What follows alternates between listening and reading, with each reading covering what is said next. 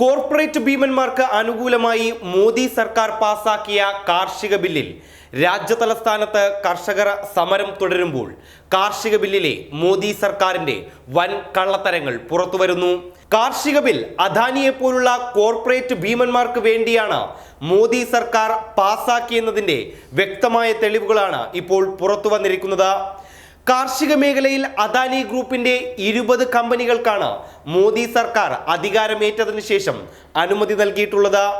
2014 5 കമ്പനികൾക്കും 2016 2 കമ്പനികൾക്കുമാണ് അനുമതി ലഭിച്ചത്. അദാനി അഗ്രി ലോജിസ്റ്റിക്സ് എന്ന പേരിൽ സത്ന, ഹർദ, ഉജ്ജയിൻ, ദേവാസ്, കത്വാർ, കനൌജ്, പാനിപ്പത്ത് തുടങ്ങിയ സ്ഥലങ്ങളിലായിരുന്നു കമ്പനികൾ. അതായത് ഇപ്പോൾ പാസാക്കിയ കാർഷിക ബില്ലിന് മുന്നോടിയായി തന്നെ മോദി സർക്കാർ അദാനിക്ക് അനുകൂലമായ നീക്കങ്ങൾ നടത്തിയിരുന്നു എന്നതിന്റെ വ്യക്തമായ തെളിവ്. അതിനിടെ കാർഷിക ഓർഡിനൻസുകൾ പാസാക്കുന്നതിന് 1 മാസം മുമ്പ് തന്നെ അദാനി ഗ്രൂപ്പിന് 22 ഏക്കർ സ്ഥലം ഹരിയാന സർക്കാർ വെറും 27 ലക്ഷം രൂപയ്ക്കാണ് അനുവദിച്ചത്. ഹരിയാനയിലെ പാനിപ്പത്ത് ജില്ലയിലാണ് അദാനി അഗ്രി ലോജിസ്റ്റിക്സ് എന്ന പേരിൽ കമ്പനിക്ക് തിടുക്കത്തിൽ അനുമതി നൽകിയത്. ലോക്ക്ഡൌൺ വേളയിലായിരുന്നു ഈ ഇടപാട് എന്നതും എടുത്തു പറയേണ്ടതാണ്. കൂടാതെ പാനിപ്പത്ത് എന്ന് പറയുന്നത് കർഷകരുടെ ഏറ്റവും വലിയ വാണിജ്യ നഗരി കൂടിയാണ് എന്നുള്ളതും കൂട്ടിവായിക്കപ്പെടേണ്ടതാണ്.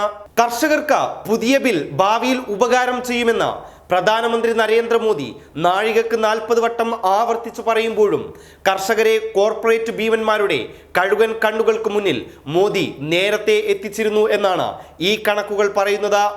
കർഷകർ ഏറ്റവും കൂടുതൽ താമസിക്കുന്ന സത്ന, ഹർദ, ഉജ്ജയിൻ, ദേവാസ് പോലുള്ള സ്ഥലത്ത് അദാനിക്ക് കാർഷിക മേഖലയിൽ 20 കമ്പനികൾക്ക് മോദി സർക്കാർ അനുവാദം നൽകിയത് എന്തിനാണെന്ന് വിവരമുള്ളവർക്ക് മനസ്സിലാക്കാനാകും. ഈ പ്രദേശങ്ങളിലെല്ലാം ഇടനിലക്കാരെ ഒഴിവാക്കി അദാനി ഗ്രൂപ്പിന് കർഷകരുമായി നേരിട്ട് ഇടപാട് നടത്താനും അതുവഴി പാവപ്പെട്ട കർഷകരെ ചൂഷണം ചെയ്യാനുമുള്ള എല്ലാ സൗകര്യങ്ങളും മോദി സർക്കാർ നേരത്തെ തന്നെ ഒരുക്കിയെന്ന് സാരം. പാവപ്പെട്ട കർഷകരെ കോർപ്പറേറ്റ് ഭീമന്മാർക്ക് മുന്നിൽ കുരുതി കൊടുക്കാനായിരുന്നു മോദി സർക്കാരിന്റെ ശ്രമം. അതിനെതിരെയാണ് ഇന്ന് കർഷകർ രാജ്യതലസ്ഥാനത്ത് സ്വന്തം ആരോഗ്യം പോലും നോക്കാതെ സമരം ചെയ്യുന്നത്. ഈയിടെ പാസാക്കിയ കാർഷിക നിയമം കോർപ്പറേറ്റുകൾക്ക് വേണ്ടിയാണ് എന്ന വിമർശനം ഉയരവെയാണ് അദാനിക്ക് വേണ്ടി മോദി ചെയ്ത വഴിവിട്ട നീക്കങ്ങൾ പുറത്തു വരുന്നത്. കോർപ്പറേറ്റുകൾക്കും മതഭ്രാന്തന്മാർക്കും അഴിഞ്ഞാടാനുള്ള ഒരു സ്ഥലമായി മാത്രമാണ് മോദി സർക്കാർ ഇന്ത്യയെ മാറ്റാൻ ശ്രമിക്കുന്നത്. നേരത്തെ തന്നെ UPA സർക്കാരിന്റെ കാലത്ത് പ്രകൃതിയെ പരിക്കേൽപ്പിച്ചതിന് അദാനി പോർട്സ് ആൻഡ് സെയ്സിന് ചുമത്തിയ 200 കോടി രൂപയുടെ പിഴ മോദി സർക്കാരാണ് ഒഴിവാക്കി നൽകിയത് എന്നത് തന്നെ ഇതിന് ഉദാഹരണമാണ്. കർഷകരിൽ നിന്ന് ഭക്ഷ്യധാന്യങ്ങൾ വാങ്ങുകയോ അവയുടെ വില തീരുമാനിക്കുകയോ ചെയ്യില്ലെന്നാണ് അദാനി ഗ്രൂപ്പ് പറയുന്നത്.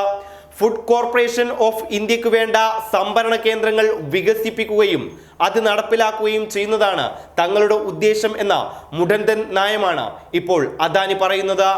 സൂക്ഷിപ്പ് ശേഖരത്തിന്റെ അളവോ ഭക്ഷ്യധാന്യത്തിന്റെ വിലയോ തീരുമാനിക്കുന്നതിൽ കമ്പനിക്ക് പങ്കില്ല. FCIക്ക് വേണ്ട അടിസ്ഥാന സൗകര്യങ്ങളും സേവനങ്ങളും നൽകുക മാത്രമാണ് ചെയ്യുന്നത് എന്നാണ് അദാനി ഗ്രൂപ്പ് ഔദ്യോഗികമായ ട്വിറ്റർ ഹാൻഡിലിൽ കുറിച്ചത്. കർഷക സമരം കൊടുമ്പിരിക്കൊണ്ട വേളയിലാണ് അദാനിയുടെ ഈ വിശദീകരണം. കർഷകർ കോർപ്പറേറ്റുകളെ ബഹിഷ്കരിക്കുന്നതിന്റെ ഭാഗമായി ജിയോ ഉൽപ്പന്നങ്ങൾ അടക്കം കത്തിച്ച് ചാമ്പലാക്കാൻ തുടങ്ങിയതോടെയാണ് അദാനി ഇത്തരമൊരു അവകാശവാദവുമായി വന്നത്. News desk public Kerala.